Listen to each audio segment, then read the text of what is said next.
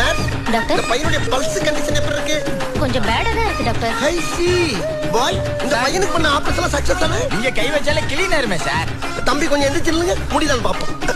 ஏன் ராஜா கொஞ்சம் பேடா தான் இருக்கு. உங்களுக்கு சிறுங்குடலு, பெருங்குடலு, கிட்னி, லிவர், அப்பெண்டிஸ் இதெல்லாம் ஓபன் பண்ணி பாக்குறப்ப அம்படி ஜாமான நல்லா இருக்கு. அப்படி இருக்கும்போது உனக்கு எப்படி வரவழைச்சிச்சு? ஏன் அடிக்கிற? பேஷண்ட பார்க்க வந்தவன்டா. பேஷண்ட பார்க்க வந்தவனா?